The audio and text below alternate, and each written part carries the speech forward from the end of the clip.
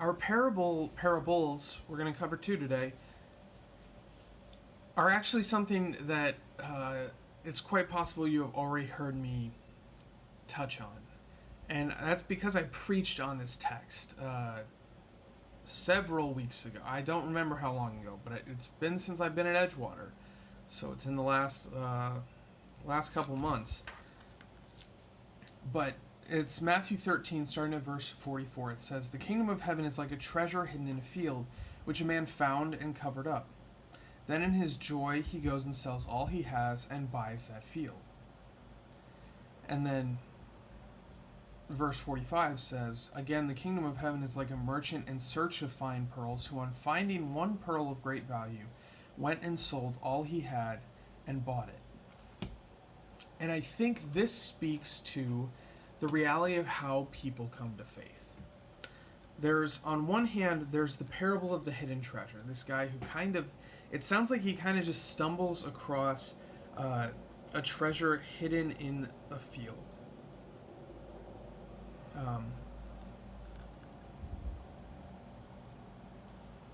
And there are a couple interpretations of this, and the one that I'm going to run with because of the context it's in is that these are people who, they're not really looking for God, they're not looking for something greater, and they stumble across it and they realize how valuable it is. And I would include in this category people who are raised in the faith. They're not necessarily looking for it, but they're brought into it and they cling to it because they realize how valuable it is.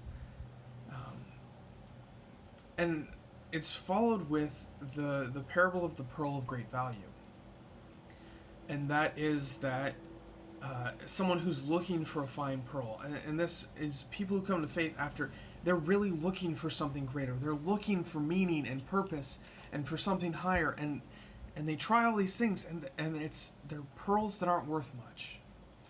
And then they find the gospel, and they've found a pearl of great value, and they stick with it.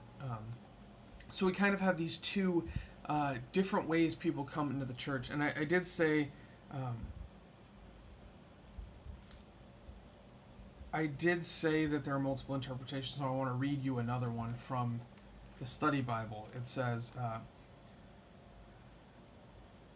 "There's a Christological interpretation of the first parable, and that describes the field as the world, the treasure as the hearer, so you reading the text, and Christ who gives up the glory of heaven to find you." And I don't think that's a bad interpretation of it.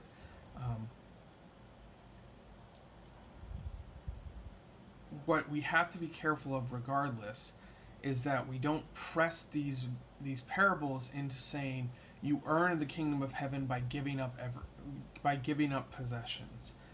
We inherit the kingdom by grace through faith in Christ, who redeemed us with his sacrifice and his resurrection. So take it whichever way you think is better. I think, given these two parables are paired together, I think it's a pretty good interpretation to say,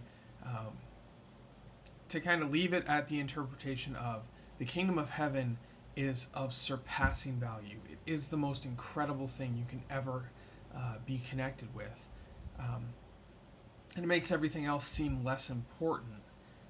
And people discover that in different ways. Some people stumble across it, and some people are desperately looking for it, and then they find it. So, those are the interpretations I have for you today. Brothers and sisters, go in peace. Serve the Lord. Thanks be to God.